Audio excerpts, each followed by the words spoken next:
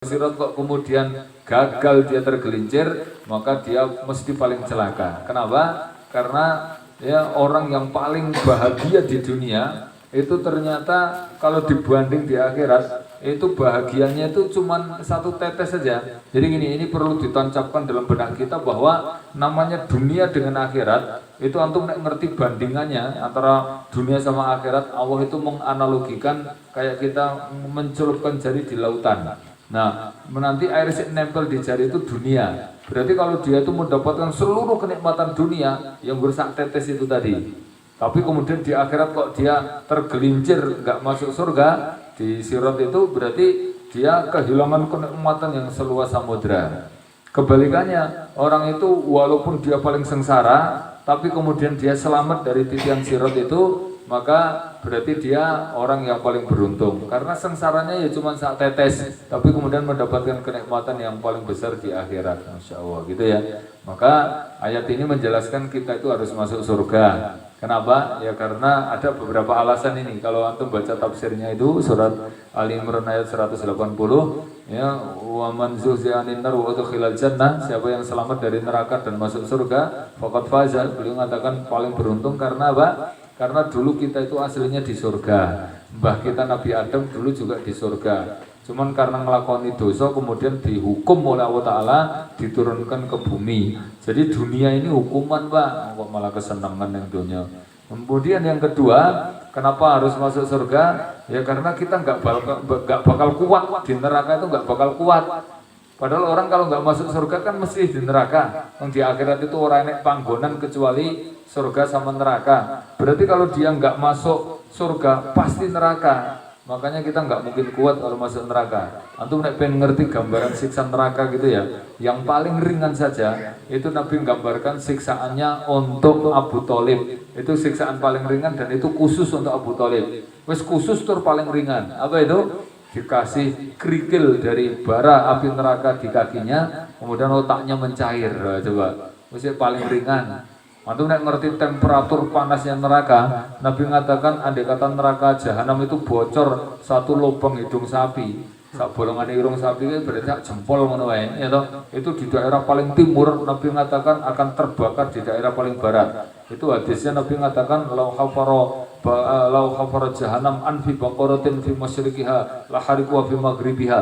Kata Nabi gitu, andai kata bocor neraka jahanam di paling timur walaupun cuma satu lubang hidung sapi, maka nanti akan terbakar di daerah paling barat. Saking panasnya. Bahkan untuk neraka yang tidak kekal, maksudnya untuk orang yang dimasukkan neraka walaupun tidak kekal, ringan gitu ya.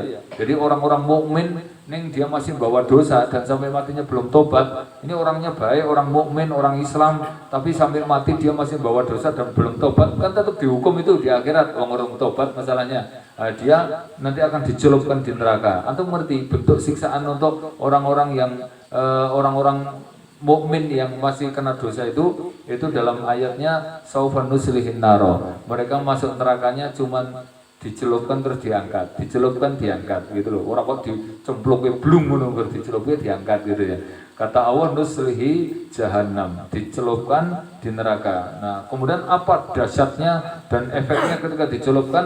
Kullama nadijat juluduhum, saben dicemplungke langsung mengelupas kulit mereka. Terus diangkat, badalnahum juludan ghairaha. Terus diganti lagi dengan kulit yang baru.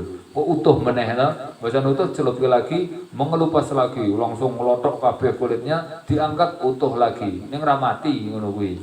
Anda bisa bayangkan rasanya. Padahal organ yang paling merasakan sakit itu kulit. Nah, kulit malah gue bulan-bulanan malaikat. Walaupun betina di hand body tau kayak wong wedok-wedok kae. Iku neng donya neng akhirat kuwi nek ra gelem kudungan ya kan ada ayatnya itu kalau sampai mati dia buka aurat, pamer aurat ngono ki jelas itu akan tersentuh api neraka. Alhamdulillah. Makanya ini ya kita kaji sekarang amalan yang bisa menyelamatkan kita supaya nggak tergelincir di jembatan sirat itu. Karena kalau tergelincir berarti jelas neraka ini ya. Apa saja? Yang pertama, Nabi mengatakan kita membiasakan untuk melakukan amal kebajikan walaupun sepele. Pokoknya bangsa api-api walaupun ketoke nggur sepele itu ya jangan disepelekan, dibiasakan. Misalnya ketemu langsung salam, gerapiai, makrabi, guyoni saudara muslim yang bikin dia bahagia, atau menampakkan wajah yang sumringah. Maka jangan nyepelekan kebaikan. Kata Nabi, ittaqun nar law bisakit tamar. Kamu ya jaga diri dari neraka. Artinya jaga diri dari neraka itu usahakan kamu bisa selamat dari neraka itu ya, walau bisakit tamar, walaupun hanya sebutir kurma. Maksudnya apa? Jenengan iso berbuat baik walaupun cuma kurma satu butir. Monggo dia kurma nggo sak cuwil monggo diparuh ngono kan sepele banget to kuwi.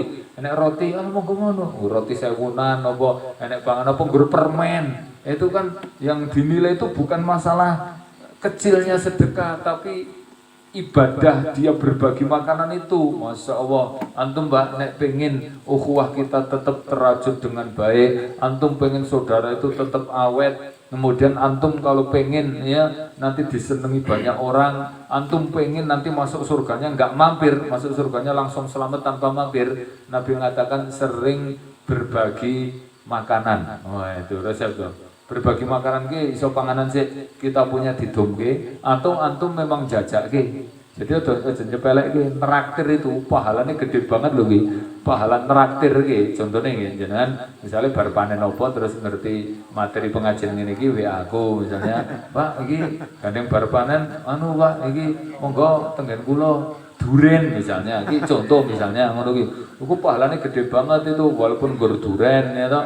Oh, itu bikin kita tambah cinta, kemudian kita di barokah Allah Ta'ala, terus jenengan disenengi wong akeh, terus yang lebih hebat lagi apa? Itu nanti masuk surganya orang yang mampir. Pas nyebrang sirat itu selamat. Ada hadisnya itu Nabi mengatakan ternyata afsus salam wasilul arham wa at'imu ta'am udkhulal jannah bisalam.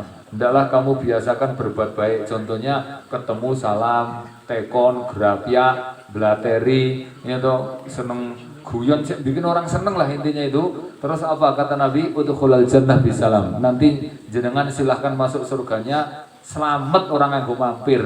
Gitu. Kan gampang dong, guru kaya ngono, sepele lho. Jenenge salam, grapiak, blater ki mangi keringetan ngono apa piye? Terus rugi apa nek kita tekon wong ngono ki mangi rugi apa? Ning nek tipene wong ora tau grapiak emang ora iso. Mbok ketemu matuk ngono ki salam ya ora, tekon ya ora. Jane jenggote dawa ning pulatane kaya ngono kae. Nah, itu orang kaya wong kaya ki angel masuk surganya angel ngono kuwi. Karena pintu surga salah satunya dengan mu'allifah, gampang akrab. Itu terus grafia, terus sering ketemu itu sering mengucapkan salam. Kata ini salah satu keterangan di kitab Raudhatul Thalibin, ada kitabnya ini, tapi saya lupa matan Arabnya. Ini saya dengar tausiahnya Gus Baha itu loh, itu belum nukil di kitabnya pakai lafaz Arabnya Pak. Ini yang menarik ini, inna min alamati sa'adah, ini kata-kata mukadimahnya, tapi panjangnya saya lupa itu. Bahwa termasuk tanda orang itu bahagia di dunia dan nanti selamat di akhirat apa?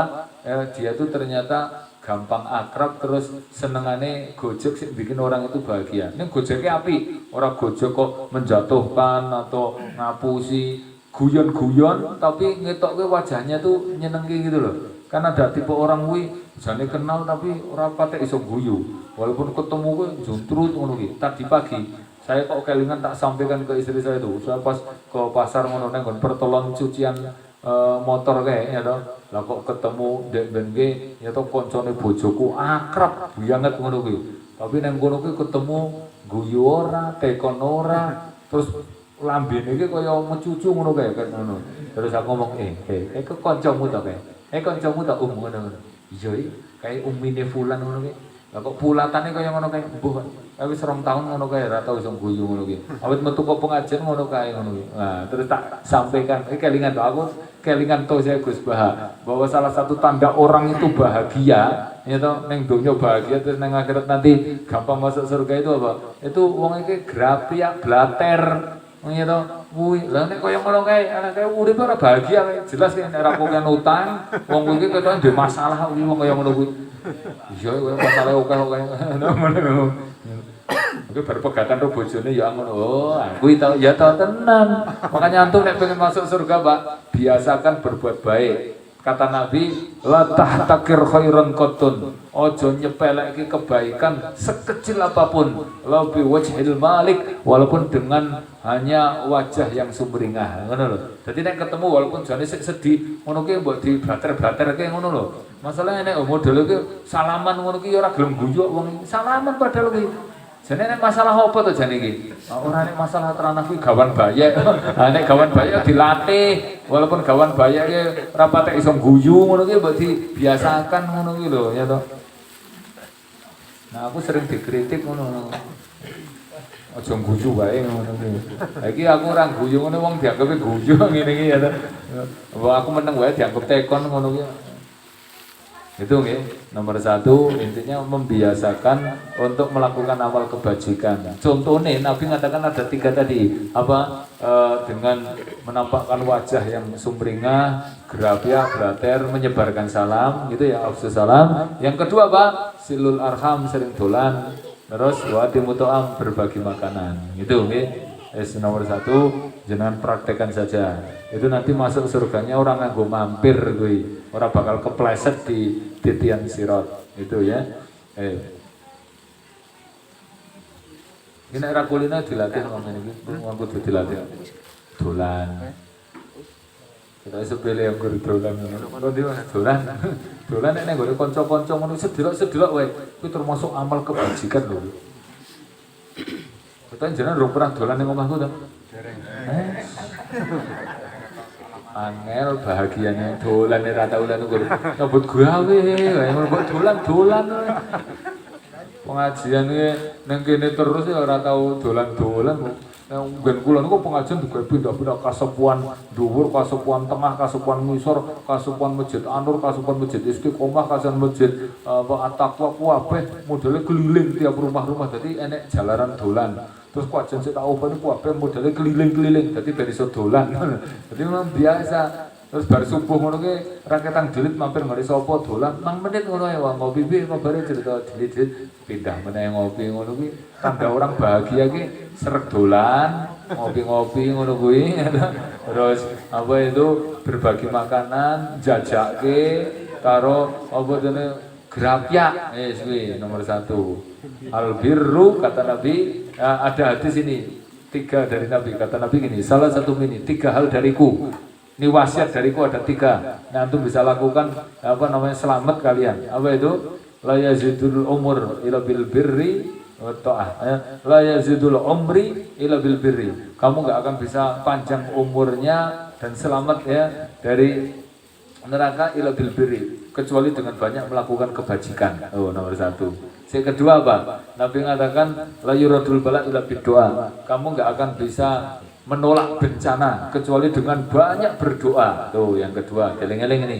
Okeh-okeh ndonga karena itu bisa merubah sesuatu yang mustahil menjadi mustajab. Yang ketiga apa? Yang ketiga ini innal abdu la yuhramu rizqahu bidzanbin yusibuhu. Ini prinsip hidup dari Nabi. Seorang hamba akan ditahan rezekinya gara-gara dosa. Nah, hati-hati jangan nuruti dosa, itu bikin rezeki tambah angel, soyo okeh ling lakoni dosa tambah seret rezekinya gitu ya. Makanya ustad-ustad, ulama-ulama, tokoh-tokoh agama, kiai ngono kae coba jenengan tonton. Ora patek rekoso nyambut gawe tau. Ning malah jenengan tonton. Panganane enak-enak. Mobile biasane halus-halus. Dipikir iki jenenge nyambut gawe apa ngono kae. Kiai-kiai, para ulama ngono kae. Nggo cerita mangan apa dompete kandel-kandel ya ta. Ngono kuwi Bang. Coba jomene kiai-kiai sik kondang ngono mbok sik kiai desa-desa apa ustaz desa-desa ngono kae. Iki yo biasanya dompete kandel-kandel. Jangan tonton Mas Azri kae. Dompete, mobile, omahe ngono kuwi coba. Kuwi urung sik nang kono kae. Padahal dipikir mau apa kerjane kan, untrang-untrung ngono kuwi tok. Nek aja ngumpul ra mungkin kiai-kiai kok arep ngingu tuyul kan ra mungkin ta. Tapi itu tanda kalau rezeki dimudahkan itu. Yang kedua, sekarang amalan yang bisa memudahkan kita nyebrang sirat atau menyelamatkan kita dari titian sirat itu apa? Yang kedua, Nabi mengatakan antum ya mengusahakan untuk bisa berkorban setiap tahun ketika Idul Adha atau Yaumun Nahr. Karena ada hadis Nabi mengatakan mangkana lahu sa'yan ayyadiha. Siapa yang diberi kemampuan untuk berkorban dan dia meniatkan untuk berkorban ya karena lahu ajru ala Allah, maka dia mendapat pahala dari Allah dengan dimudahkan masuk surga atau diselamatkan dari titian sirat. Bahkan Nabi mengatakan dalam hadis yang lain, mamin ayyamin fi amalun soleh, ya, tidak ada amal-amal soleh yang pahalanya sangat besar yauman nakhrin ketika Idul Adha ila bihirokati dam, kecuali dengan menumpahkan darah binatang yang dia korbankan ya wayati ilaihim yaumal qiyamah ujuroha, dan akan datang pahalanya pada hari kiamat ya dari darahnya bulu-bulunya dihitung Pak Be. So, jangan bayangkan boleh wedhus jalan korban wedhus ngono ae bulune piro kae, tiap bulu dihitung dari pahalanya, dan itu yang nanti akan menuntun kita ketika nyebrang sirat. Makanya antum niati dari sekarang, pokoknya saya sampai mati, pokoknya saben Idul Adha, setahun pisan nih kok, ya toh, pokoknya korban, yakin Pak, nanti saben wayai Idul Korban jenengan mesti duit-duit, mesti dikasih oleh Allah Ta'ala. Nek sampai jenengan wis niat tenan kok qadarullah sampai waktu Idul Korban kok ora iso karena memang betul-betul ya keadaan itu ternyata Allah catat kita tetap berkorban karena wis meniatkan untuk korban sampai mati. Neng niatnya bener loh. Nek kadang-kadang diniati kita niati ben untuk pahala terus engko tak siasati nek meh korban rekane aku Allah ngerti antum gawe rekod daya kaya ngono ngerti. Tapi nek betul-betul karena terhambat dan kita nggak bisa, itu antum walaupun ya tahu orang so korban yang dinilai korban, dan itu nanti yang nonton kita di akhirat. Nah antum pengen pahalanya paling gede, nomor satu caranya bawa unta dewe. Nek rasa unta ya sapi dewe, rasa berandonan. Baru nek nggak bisa, urutan yang ketiga pahalanya itu apa? Kambing dewe. Nek rasa meneh unta berandon wong 10. Ora iso meneh paling bawah sapi berantun wong 7 gitu. Mungkin yang jadi pertanyaan, loh urutannya pahala itu paling gede unta dhewe tadi. Terus nek di logika mosok sapi sama kambing pahalanya gede kambing. Nek hitungan angka yang kita korbankan sama, Pak. Misalnya podo-podo setorane sapi 3 juta, terus jenengan tuku wedhus ya senile 3 juta saking gedene apike kuwi. Niku pahalane kira-kira gede pundi? Korban wedhus senilai 3 juta apa sapi iuran 3 juta? Nek urutan tadi ya antum bisa baca di kitabnya Syekh Utsaimin, kemudian di kitab Nailul Autar itu juga ada, termasuk di kitab Safinatun Najah karangan Imam Syafi'i itu juga ada. Itu tetap pahalane gede kambing. Sepenting nilainya sama loh ya. Nek wedhus kuntingan rego 1,4 juta karo sapi 3 juta ya pahalane gede sapi kuwi jelas wong 3 juta karo 1,4 juta kira podo-podo 3 juta lho maksudnya itu. Tukoke kambing dhewe sik gede kan 3 juta gede to itu. Itu karo sapi pahalane gede kambing. Pertama karena dipek dhewe ora didumpung pitu. Maksudnya pahalanya itu memang dhewe itu. Terus yang kedua apa? Daging yang paling disenangi Nabi itu daging kambing masalahnya. Terus kambing itu penuh dengan keberkahan. Ditambah lagi juga Allah itu ketika mengganti Nabi Ismail ketika disembelih itu bukan sapi tapi diganti pakai kambing. Itu bukan kok berarti sapi terus pahalanya di bawahnya dengan hitungan sama itu tadi. Oh, nek para sahabat dulu orang kambing dhewe unta ngono dewe rata-rata, bahkan kalau kalangan sahabat kayak Utsman itu setiap korban minimal itu 20 unta dewe. Pada sik lemu-lemu gede-gede 20 dewe. Nah, dia kan boleh sapi cilik-cilikan wae ku berantun wong 7 ngono. Itu ya. Nomor 2 itu. Sekarang yang ketiga Pak, yang memudahkan kita untuk nanti nyebrang sirat itu apa? Antum menjaga sholat 5 waktu di masjid, ya, terutama subuh. Nabi mengatakan dalam hadis, "Mayuhafidhu sholatul maktubah," siapa yang bisa menjaga sholat wajibnya Terutama dalam hadis itu yang paling pokok subuh, kata Nabi apa? Akramawahu bi khamsatil karomat. Dia akan diberi 5 keutamaan. Yang pertama di dunianya saja Allah mengatakan yurfa lahu dayyikul is, akan diangkat kesulitan hidupnya. Yang kedua di alam kubur, salamatu min adzabil kubur, diselamatkan dari siksa kubur. Kemudian yu'til kitab biyamini, diberi buku catatan amal dari tangan kanan. Nah ini kata Nabi apa? Yang murus sirat katorfil barako. Dia nanti nyeberang siratnya seperti kilat, jadi nggak ada gangguan, jadi selamat itu. Karena menjaga sholat 5 waktu, gitu ya. Terutama subuh. Kalau subuh ada hadis khusus tambahan apa? Nabi mengatakan masalah bardain. Siapa yang bisa sholat di waktu dingin? Apa waktu dingin? Ya ketika subuh. Kata Nabi, dakhalal jannah. Maka dia nanti langsung akan masuk surga. Coba jangan praktekkan pokoknya subuh neng masjid, ya atau orang telat gitu, orang ketinggalan takbiratul ihram itu aja. Dan antum bisa jaga itu sampai mati, insya Allah itu Pak. Jaminannya nanti pas nyebrang sirat itu cepet nih seorang nganggo mampir itu. Karena waktu dingin itu berat, berarti yang lain lebih gampang, wong subuh aja bisa. Itu ya, dijaga ini. Waktunya, tempatnya, komitmen dijaga tenan. Terutama nih pun subuh-subuh ini, itu harap nunggu apa nih, orang nunggu adzan menunggu. Terus kegiatannya harap ngopo, ya. Nah, misalnya umur kita 60 atau 70 ki berarti nggur karek nek wis berasar ki nggur karek nunggu maghrib. Itu karo di pol-pol keling ibadah, banyak tobat, langsung nunggu ora sakukan beli kitik ngono nek wis umur 55 ku apa mipik PCE ku adalah uang muka nggur 7 juta. Umure 55 lho. Lha kok apa nek urung lunas ngono kuwi, anake kecelakaan. Ngono. Orang kecelakaan terus dia arep nang rumah sakit ditenggel uang, lah kok mati malah. Udah bikin mana tuh kok mati ngene guys, duwe utang, terus akhir-akhir hidupnya ku nggur mikir setoran wae ngono.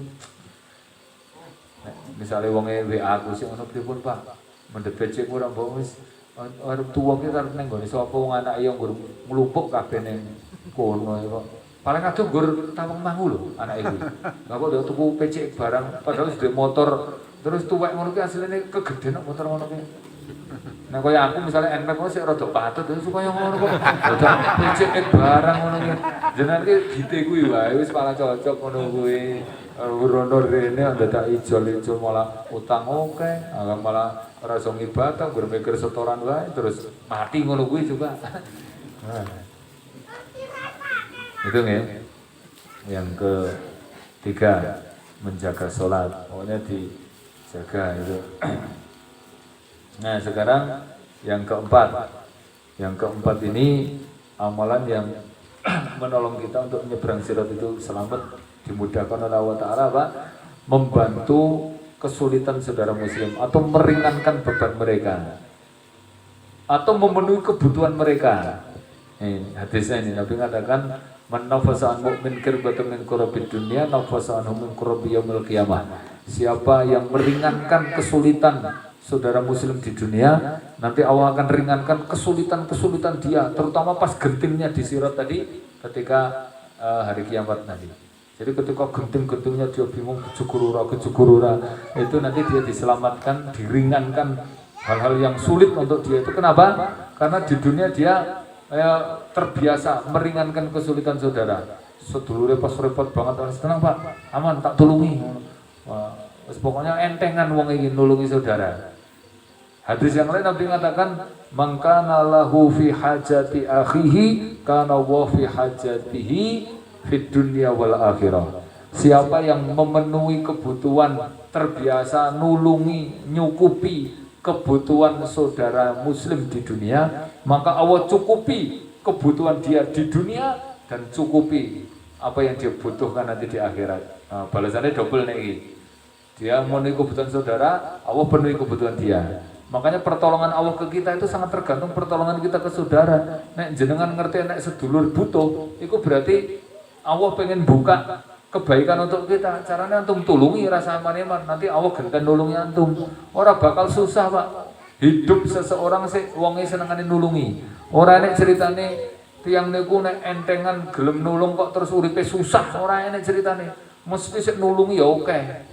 Saya punya temen itu, ya toh, dia terlibat nenggon apa itu kemanusiaan, nenggon apa namanya lembaga kemanusiaan. Jadi nenggon bencana diwae wong mesti mangkat sosok ngasih rong sasi, bojone ngasih apa namanya pokoknya demi nulungi saudara nang Palu nang Dindi mesti mangkat terus kuwi. Ya kan, wongnya entengan diangat memang.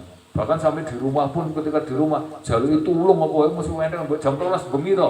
Oh itu wis pokoknya entengan banget itu. Orang pernah kok ngomong mboten saged ngono lho punai. Gara aku WA ngono ki, aku kesel banget kok lebih jitu gue.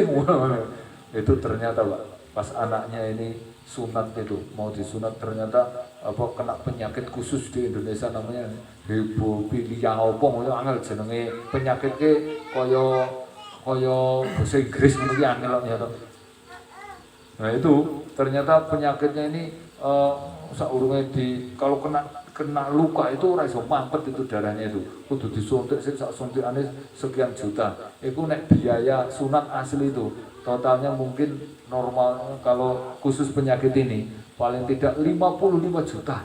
Masya Allah penyakitnya itu unik banget. Akhirnya lah kok takdir Allah Ta'ala konco-konco sore ngenek rilisan karena dia biasa nulungi toh terus langsung nulungi ngono ternyata langsung ada dokter seumur nanti anu aja apa namanya saya bantu saya linkkan terus akhirnya dia ngupload itu ke grup para dokter gitu ya lah kok itu bantuan ke Singapura ke mana-mana ngono ki totalnya 60 juta iya duit dari kurs $20 akhirnya iso apa namanya wis biaya itu malah itu 5 juta itu Pak. Terus kalau konco-konco ya akhirnya ya rakyat tanggal kadarnya ki nggo tanda tresno ngono ki ya ngamplopi ngono ki Masya Allah. Terus dia ngomong ya sini mungkin karena saya tak biasa apa namanya saya ngomong ini insya Allah barokah ngono karena antum biasanya yo nulungi sopo-sopo ngono dimudahkan pokoknya dan saya nonton setiap apa-apa mesti dimudahkan oleh Allah Ta'ala. Iku lagi ning donya di akhirat itu tadi Pak. Insya Allah akan dimudahkan ketika nyebrang sirat tadi. Terutama sekarang yang paling kelihatan itu kondisi saudara di Palestina, ya toh? Ini antum ngerti kondisi kaya ngono kuwi. Nek antum ngerti Pak kok orang bantu. Resikonya orang ning donya kuwi.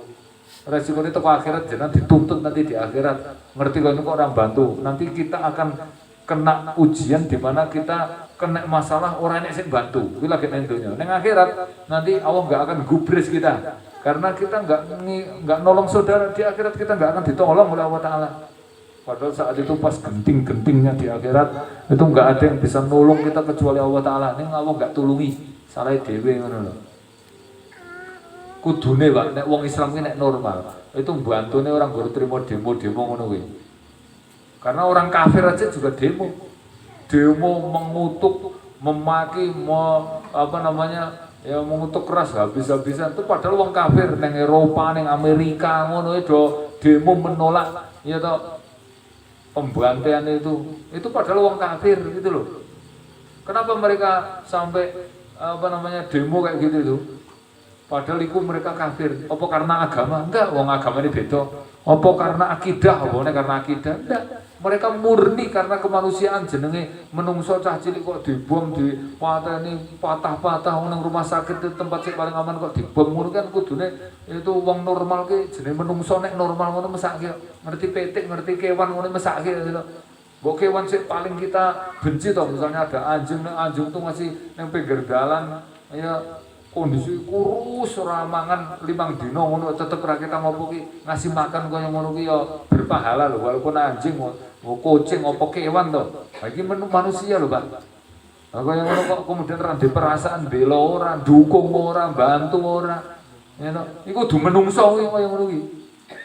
Masalahnya ada ketoke ustad, ketoke tokoh, ketoke gelare nganggo LC, MA, ya to. Masa basa Arabe fasih tapi bantu orang, dukung orang, dongake orang, malah nyebarkan fitnah. Kamu ngerti nggak kenapa Hamas itu nggak bisa dihabisi sama Israel? Ya, padahal Hamas itu apa kelompok kecil. Kenapa mereka nggak tumpas sampai sekarang sama Israel? Itu Israel yang bikin ngono malah. karo mentolong mripate kae. Wong dia ngomong Israel ngono jane keliru, wong Israel itu berarti dia ngakoni ngono kuwi asline negara Palestina sih dirampas sama Israel. Lah nek kita bantu itu alasannya banyak, Pak. Pertama karena manusia, wong jenenge wong kafir padha-padha menungso bantu apa meneh awake dhewe menungso. Sing kedua, kita tuh wong Islam ikatannya lebih kuat lagi. Itu kalau dia muslim, itu antum enggak bantu resiko berat. Karena bantu saudara itu bagian dari iman. Iman kita cacat kalau enggak bantu itu. Sama satu lagi, nek kita bedanya apa? Itu Palestina itu, ya, itu negara yang maksudnya tanah yang dibarokai, yang Allah sebutkan langsung kata-kata ya Al-Aqsa alladzi barokna haulahu. Aku turunkan keberkahan di Al-Aqsa itu. Ayatnya kan minal masjidil haram ila masjidil aqsa alladzi barokna haulahu. Oh, coba. Terus kaya ngono itu bukan berarti ya itu Al-Aqsa itu tempat kunjungan. Antum kalau baca ayat itu ternyata salah satu tafsirnya Allah menyebutkan Masjidil Haram, Masjid Nabawi, Masjid Aqsa itu masjid yang diwakafkan untuk kaum muslimin, jadi bukan miliknya orang Palestina, tapi itu milik yang diwakafkan ke kaum muslim untuk dijaga, dirawat. Lah kok Masya Allah malah kon hijrah jadi ini. Wong musuh datang menyerang kok kon hijrah, berarti kan Al-Aqsa kon ngeculke to kuwi. Ora batin ki piye cara mikir otaknya lho piye nek dilogika ngono.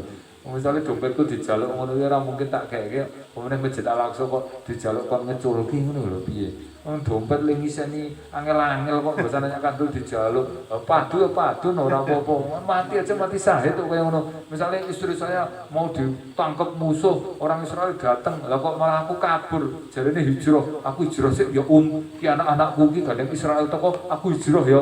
Kuwi jenenge apa pengecut iki kaya ngono kuwi. Ya wong bojone ditangkap musuh kok malah hijrah kok musuh datang itu enggak ada amal yang lebih wajib ketika musuh datang menyerang kecuali melawan.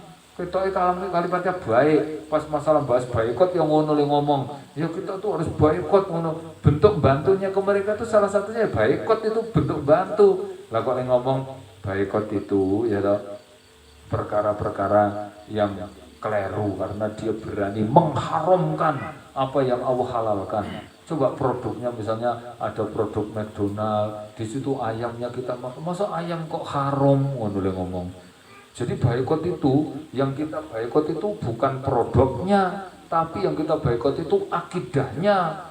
Kalau kita harus boikot Yahudi, iya, karena kita harus memboikot prinsip akidahnya orang Yahudi. Kita harus boikot pola dan kebiasaan Yahudi, termasuk budaya Yahudi yang kita boikot. Kalian ini lucu, wah, ngomong lucu, ngomong ini. Gayanya kita boikot produknya, tapi akidahnya kita pakai. Nek ngono ki rasa dibahas apa, Pak?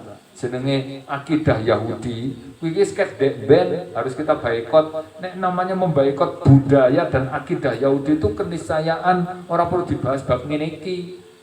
Temanya bukan lain, temanya materi wal baro. Justru boikot itu boikot produk, ora boikot akidah. Nek akidah itu suka ben saurung bahas boikot itu jenenge akidah Yahudi. Wong ente wong Islam kok arep akidah Yahudi ku terus piye ngono ki carane mikir. Kuwi jenenge wong ngeles pengen melintir-melintir kata-kata. Terus misalnya kita boikot ki mangke mengharamkan ngono apa piye, Pak? Misalnya ngaten. Ya to nang Blumbang ki enek bakul pitik ya to. Dodol daging pitik ki siji kanca dhewe, siji wong ra kenal. Kira-kira jenengan tukune nang kanca dhewe apa sik ra kenal? Wis kanca dhewe to. Saiki misale kanca dhewe karo sijine ki selain ora kenal, ki wong kafir. Ya, kira-kira ki padha-padha ra kenal ki. Ya siji muslim ra kenal ki jenggoten, ya siji ra kenal ning kafir. Kira-kira jenengan tuku padha-padha ra kenal sik kafir apa sik jenggoten ki mau? Yang jenggotane muslim lho iki. Kan kudune milih oh iki muslim walaupun ra kenal. Saiki misalnya ya toh padha-padha kafir gitu loh. Tapi sono itu jelas membunuh anak kita. Ya toh. Terus satu itu orang kafir desa wis tuwa ngono kuwi. Kira-kira karena kepepet wis ora nek bakul liyane iki, ora nek bakul liyane. Kira-kira milih sik wong kafir ugi ketok desa ya sama kafir sik mateni anak kita. Kan mesti orang nek normal ojo meneh kok arep nukoni barange. Ya toh, ngerti rupane aja mesti kita pengen balas dendam toh. Apa meneh iku nggone wong muslim enek, misale kanca dhewe dodol sampo enek, terus Israel sik banting, kanca dhewe ya dodol sampo. Lah kok antum ki wong Islam, tukune sampo ning nggone wong kafir sik bar mateni saudara sendiri. Itu berarti ente ki jane pikiran iki piye ngono lho. Ya toh. Misale bakul pitik mau ngampleng anakku, ora mungkin aku tuku pitike. Mau bareng ngamplengi anakku. Memangnya terus nek aku ora tuku pitike ngono ki mengharamkan pitik ngono apa piye? Kan ora tuku ki berarti orang mengharamkan toh. Sama antum misalnya ora tuku kecap bango ki produke Unilever sik ngene Israel misalnya, apa Royco misalnya. Memangnya ora tuku iki terus mengharamkan ngono apa piye? Kan ya ora nggur saking jengkelnya kita ora dukung ngono kuwi. Iki bentuk bantu saudara ki nek nggur boikot kok ora iso terus arep bantu apa jenengan? Wis melu perang ora, bantu duit ora, nggur ora nukoni tek kono kok tetep ora gelem kaya ngono ki lho. Tak WA wong iki. Ora nggo tak WA ora ngerti ngono tak tapuk sendal aku duwe alat ya apa tapuk lambe. Wis terbukti ngono. Jenenge parut ngono aku nek ketemu wong iki mau ustaz iki mesti ngomong ngono kuwi. Rencanaku arep tak ada kayak alat tapuk lambe ini terbukti bisa berhasil bisa menutup mulut sik nyinyir kayak ngono. Caranya gampang, cukup dipaskan lambenya itu, tuapuk plok ngono kae. Nek kira-kira sik ngomong meneh, nah itu dosisnya ditambah. Nek napuk ping 7 ngono plok ngono lah rampung. Engko nek ketemu wong tenan kok tak pasrahke anggota aja aku sik. Nah, aku ki ngono kene nek wis do kira-kira wis do kualan aku lagi turun tangan ngono ya to. Mosok kene dhisik mesake kanca-kanca sing wis keteng-keteng ngono kae ngono. Jenengan nek duwe info ya wong iki nek teko kuwi ngono. Wong terkenal ku sering ning TV ngono kae. Mripate mentolong ngono kae lho modele. Nah, sekarang yang terakhir ini yang memudahkan kita atau menyelamatkan kita adalah dengan silaturahim. Kita sering silaturahim. Pokoknya jenengan longgarke waktu, longgarke duit untuk nyambangi sedulur. Sedulur mbok Mbak Yune, mbok Kang Mase, mbok Dene, mbok Pak Dene. Silaturahim itu memang sedulur. Ora kok nek kamu kan sik dolan ning gone kancoke dolan itu ibadah. Sik memudahkan juga tapi itu judulnya sunnah nek itu ya toh nek iso nglakoni iki entuk pahala karena itu kebaikan. Tapi nek silaturahmi itu memang harus disambung. Terutama nek pun sepuh-sepuh ngeten iki kan wis do duwe omah dhewe-dhewe, wis do sibuk dhewe-dhewe, wis biasanya angel ngono. Ora wong wedok ngono kae dijak silaturahim ngono wis wani. Ayo nang gone Kang Masku ngono. Gah orang gawean wae dolan wae. Gawean mentar-mentar ki iso pelaan yo matun. Iki beda di bawang kok mah dolan ning gone Mbak Yumu kono. Tenan ora nekat ngono ku tak kancingi lawang. Ora sida dolan akhire mbok Mbak Yune duwe gawe, mbok Kang Mas iki bar mantuk ke rumah sakit ora jedhong. Mbok sibuk gawean apa piye ngono ki. Piye ngono aku ngono. Wong wedok iso angel jugil-jugilan iki angel. Demikian ya, semoga bermanfaat. Akhiru da'wana alhamdulillahirabbil alamin. Subhanakallahumma wa bihamdika asyhadu an la ilaha illa anta astaghfiruka wa atubu ilaik. Assalamualaikum warahmatullahi wabarakatuh. Waalaikumsalam warahmatullahi wabarakatuh.